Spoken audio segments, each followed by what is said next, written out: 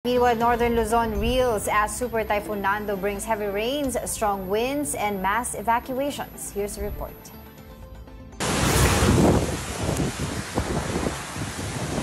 Super Typhoon Nando unleashed its fury over northern Luzon.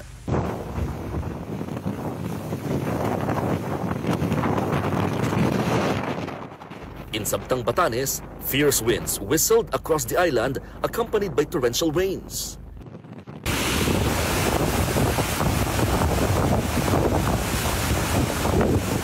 In Basco, towering waves jolted residents awake as they slammed into Boulder Beach. Kaya pick up kasi zero visibility na yun. Pwede ta lavay. In Ivana, relentless downpours reduced visibility to zero, forcing motorists to halt their trips. The entire province of Batanes was placed under signal number 5 as Nando barreled through. Mas malakas po yung last year, pero konti lang po ang difference. Opo.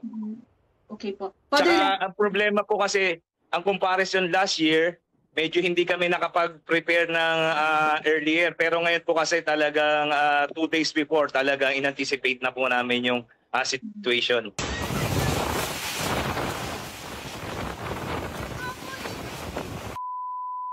In Santa Maria, Ilocos Sur, powerful winds nearly stripped homes bare.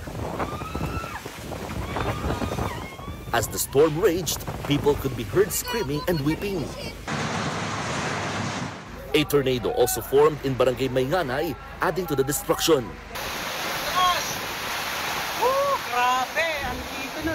In Santa Ana, Cagayan, strong winds sent residents scrambling for shelter. Photos from Calayan show the roofs of nipa huts ripped away by the storm. And in Mountain Province, the Chico River in Bontoc swelled dangerously, close to overflowing after hours of unrelenting rain. According to the NDRRMC, more than 4,000 families were evacuated across several provinces before the storm made landfall. For News 5, Mon Gualvez, we are One News. Now, Super Typhoon Nando has exited the Philippine area of responsibility, according to Pag-asa. For more details, we have weather specialist John Manalo joining us today. Good morning, Sir John. Can you hear us okay? Good morning po. Good. Meron pa, ano pa po ba yung update natin dito sa pag-alis ni Super Typhoon Nando? At itong binabantayan nating isa pang maaaring magbigay ng bagyo sa ating Philippine area of responsibility. Opo, yung update po natin dito kay Super Typhoon na si Nando ay tuluyan na siyang lumabas ng PAR kaninang 4:50 AM. Pero may nakataas pa rin tayo ng signal number 3. At sa susunod na issuance natin, ang pinakamataas na lang natin ay tataas na signal number ay number 2. At habang papalayo ito, dahil may kalakihan itong si Bagyong Nando, ay nag-extend pa rin yung kaulapan at lakas ng hangin. Kaya naman meron pa rin tayo nakataas na storm surge, ganun din yung gale warning, at ganun din naman yung mga pag-ulan. At yung mga pag-ulan na yan, yung mga nakataas sa weather advisory natin.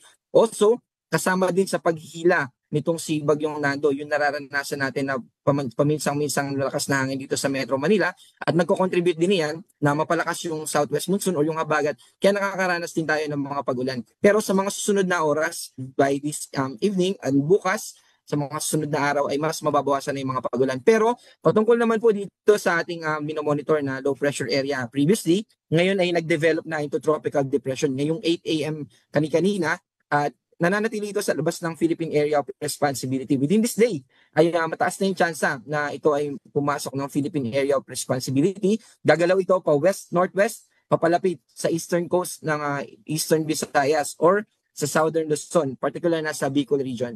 Kaya yung weekends natin, pinakamaaga ito, by the way, na makaka-apekto sa atin, yung track or extension nitong tatawagin natin na si Bagyong Opong, ay makaka-apekto sa atin earliest ay yung Thursday, and then by Friday, malapit na ito sa coastal areas ng Bicol region or Eastern Visayas.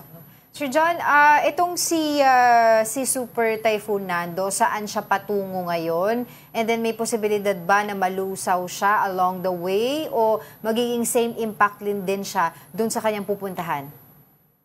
Unti-unti na po na humihina itong si Super Typhoon na si Nando, and then sa mga susunod na oras ay posible na maging isang typhoon category na lang ito. Ang pupuntahan po niya ay yung southern China, yung coastal areas ng southern China, at magpapatuloy po ito na kumilos pa westward.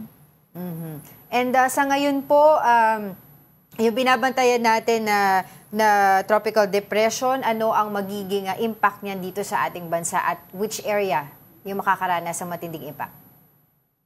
Opo, habang lumalapit po ito dito sa ating east coast, dito sa Philippine Sea, sa silangang bahagi ng ating bansa, ay posible na makaranas na naman tayo ng mga malalakas na pag-ulan, lalo na kapag ito ay malaki po kasi yung posibilidad na ito ay mag-landfall somewhere between sa southern Luzon, Calabarzon, Mimaropa, babagtasin po niya yan. Pero again, itong ating forecast ngayon ay posible pa na magbago. Ang pinakamataas na intensity na nakikita natin sa kasalukuyan ay tropical storm, pero posible pa na ito ay mas lumakas or mas sumina or mas kung yung paglakas niya ay may contribution po yung pagbaybay niya dito sa karagatan natin sa silangang bahagi ng Philippine Area of Responsibility. At hihina naman po ito kapag tumama na ito sa ating kalupaan. Ang impact po nito ay parehong malalakas na hangin na associated sa kanyang intensity at yung mga pag-ulan na associated naman doon sa rain bands ng Sibagyo. Jan, Jan, klaruhin ko lang, no? At least for the information of our viewers. So, is it safe to say that this whole week,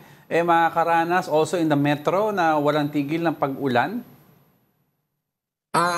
Sa ngayon po, nakakaranas tayo ng mga pag-ulan kasi meron po tayong rainfall advisory dito sa Metro Manila, sa Pampanga at sa Bulacan. So, mananatili po yan sa susunod na 1 hanggang 3 oras. Pero, unti-unti na po yan mababawasan habang patapos na yung araw. And then bukas at sa isang araw ay mas mababawasan pa yung mga pag-ulan natin. Pero by Friday, na nalalapit na po itong si Bagyong Opong, Friday, Saturday po, ay dito na naman tayo makakaranas ng mga pag-ulan. So in other words, this next tomorrow, and a few days after, may konting pahinga tayo. And then we have to brace ourselves again for the weekend. Yes po. Okay. With that, thank you very much for the updates, Pag-asa Weather Specialist John Manalo of Pag-asa.